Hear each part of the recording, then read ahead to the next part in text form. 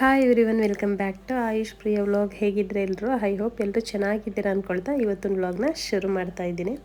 ಹೊಸಬ್ರೇನಾರು ವೀಡಿಯೋನ ನೋಡ್ತಾ ಇದ್ದರೆ ಪ್ಲೀಸ್ ಸಬ್ಸ್ಕ್ರೈಬ್ ಮಾಡ್ಕೊಳ್ಳಿ. ಹಾಗೆ ಇವತ್ತಿನ ಈ ವಿಡಿಯೋ ನಿಮಗೆ ಇಷ್ಟ ಆದರೆ ಲೈಕ್ ಮಾಡಿ ಅಂತ ಹೇಳ್ತಾ ವ್ಲಾಗ್ನ ಶುರು ಮಾಡ್ತಾ ಇದ್ದೀನಿ.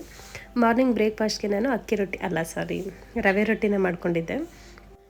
ಇದಕ್ಕೆ ನಾನು ಇದೇ ಥರ ಮಸಾಲೆ ಅಂತ ಏನಿಲ್ಲ, ಕೆಲವು ಸಲ ಸೊಪ್ಪೇನಾರು ಇದ್ದರೆ ಸಬ್ಸಿಗೆ ಸೊಪ್ಪೆಲ್ಲ ಹಾಕಿ ಮಾಡ್ಕೊಳ್ತೀನಿ. ಸೊಪ್ಪೇನಾರು ಇಲ್ಲ ಅಂತೇಳಿದ್ರೆ ಕ್ಯಾರೆಟ್ ಏನಾರು ಇದ್ದರೆ ಕ್ಯಾರೆಟು, ಈರುಳ್ಳಿ, ಹಸಿಮೆಣ್ಸಿನ್ಕಾಯಿ, ಕೊತ್ತಂಬರಿ ಸೊಪ್ಪು ಹಾಗೆ ತೆಂಗಿನಕಾಯಿನ ಚಿಕ್ಕ ಚಿಕ್ಕದಾಗಿ ಕಟ್ ಮಾಡಿ ಹಾಕ್ಕೊಳ್ತೀನಿ. ಆಯುಷು ಒಂದೊಂದು ಸಲ ತರಕಾರಿ ತಿಂತಾನೆ, ಇಲ್ಲ ಈ ಸಾಂಬಾರಲ್ಲೆಲ್ಲ ತರಕಾರಿ ಇದ್ದರೆ ಸೈಡ್ಗೆಲ್ಲ ಇಟ್ಬಿಡ್ತಾನೆ. ಹಾಗಾಗಿ ಈ ಥರ ರೊಟ್ಟಿ ಎಲ್ಲ ಮಾಡಬೇಕಾದ್ರೆ ಆದಷ್ಟು ಎಷ್ಟಾಗುತ್ತೋ ಅಷ್ಟು ಮನೇಲಿರೋವಂಥ ತರಕಾರಿನೆಲ್ಲ ಯೂಸ್ ಮಾಡಿಕೊಂಡು ನಾನು ರೊಟ್ಟಿನ ಮಾಡ್ತೀನಿ. ಅದು ಸಾಂಬಾರಲ್ಲೆಲ್ಲ ಏನಂದರೆ ಅಷ್ಟು ಟೇಸ್ಟ್ ಇರೋದಿಲ್ವಂತೆ. ಈ ಥರ ರೊಟ್ಟಿಲಿ ಟೇಸ್ಟ್ ಇರುತ್ತೆ ಆಯುಷ್? ಸ್ವಲ್ಪ ಟೇಸ್ಟ್ ಇರುತ್ತೆ, ಫುಲ್ ಟೇಸ್ಟ್ ಇರಲ್ಲ ಅಂತ. ಸ್ವಲ್ಪ ಟೇಸ್ಟು, ಹಂಗೆ ನಾನು ಅಡುಗೆ ಚೆನ್ನಾಗಿ ಮಾಡೋದಿಲ್ಲ ಅಂತ. ಚೆನ್ನಾಗಿ ಮಾಡ್ತೀಯ ಮಾಡಲ್ಲ ಅಂತಲ್ಲ, ಅಂದರೆ ನೋಡೋದಕ್ಕೆ ಯೂನಿಕ್ ಆಗಿರುತ್ತೆ.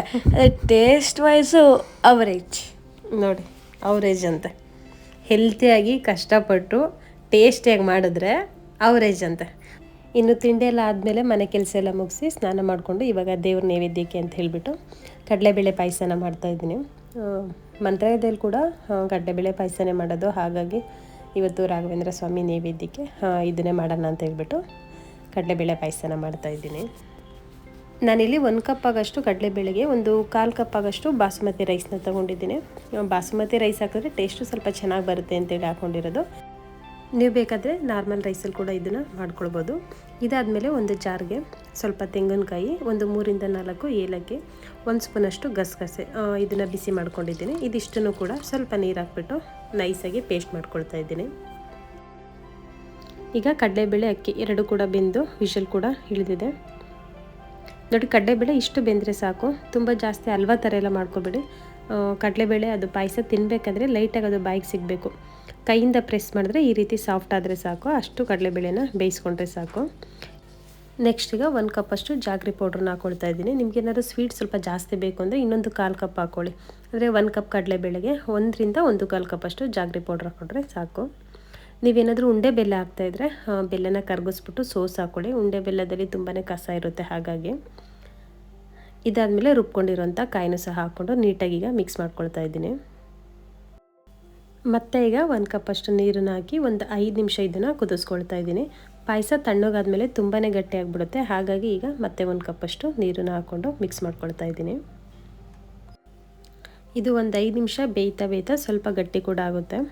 ತಣ್ಣಗಾದ್ಮೇಲೆ ನಾವು ಎಲೆ ಮೇಲೆ ಊಟ ಬಡಿಸ್ಬೇಕಾದ್ರೆ ಎಷ್ಟು ಗಟ್ಟಿಗಿರುತ್ತೋ ಅಷ್ಟು ಗಟ್ಟಿಗಿದ್ರೆ ಸಾಕು. ಅದಕ್ಕಿಂತ ಜಾಸ್ತಿ ತೆಳ್ಳಗಿದ್ರೆ ರುಚಿನೂ ಕೂಡ ಅಷ್ಟು ಚೆನ್ನಾಗಿರೋದಿಲ್ಲ. ಈಗ 1-2 ಸ್ಪೂನಷ್ಟು ತುಪ್ಪನ ಬಿಸಿ ಮಾಡಿಕೊಂಡು, ತುಪ್ಪ ಬಿಸಿ ಆದಮೇಲೆ ಅದಕ್ಕೆ ಗೋಡಂಬಿ, ದ್ರಾಕ್ಷಿ ಹಾಗೆ ಬಾದಾಮಿ 3 ಕೂಡ ಫ್ರೈ ಮಾಡ್ಕೊಳ್ತಾ ಇದ್ದೀನಿ. ನಿಮಗೆ ಯಾವ ಡ್ರೈ ಫ್ರೂಟ್ಸ್ ಇಷ್ಟ ಆಗುತ್ತೋ ಆ ಡ್ರೈ ಫ್ರೂಟ್ಸ್ನ ಹಾಕ್ಕೊಳ್ಬೋದು.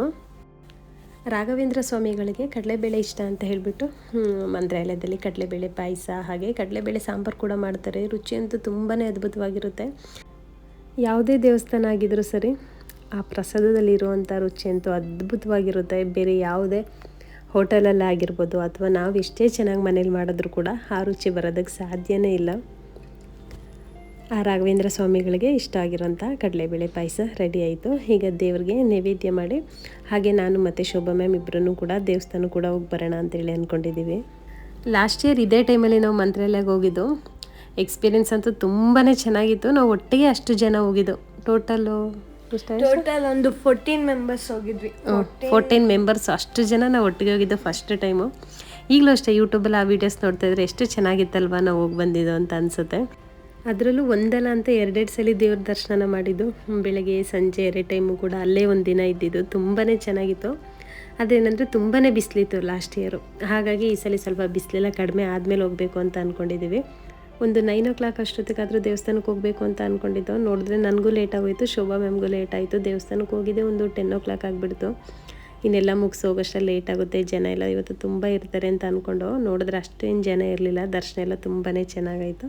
ಪ್ರಸಾದ ಎಲ್ಲ ತೊಗೊಂಡು ಅಲ್ಲೇ ಸ್ವಲ್ಪ ಹೊತ್ತು ಕೂತ್ಕೊಂಡು ಒಂದು 10:30 ಅಷ್ಟೊತ್ತಿಗೆ ದೇವಸ್ಥಾನದಿಂದ ಬಂದು ನಾನು ಕೂಡ ಆಫೀಸ್ಗೆ ಹೊರಟೆ. ಆ ರಾಘವೇಂದ್ರ ಸ್ವಾಮಿ ನನಗೆ, ನಿಮಗೆ, ಪ್ರತಿಯೊಬ್ಬರಿಗೂ ಕೂಡ ಒಳ್ಳೇದು ಮಾಡಲಿ ಅಂತ ಹೇಳ್ತಾ ಇವತ್ತಿನ ಈ ವಿಡಿಯೋನ ಮುಗಿಸ್ತಾ ಇದ್ದೀನಿ. ವಿಡಿಯೋನ ಕೊನೆವರೆಗೂ ನೋಡಿದ್ದಕ್ಕಾಗಿ ಥ್ಯಾಂಕ್ ಯು ಸೊ ಮಚ್.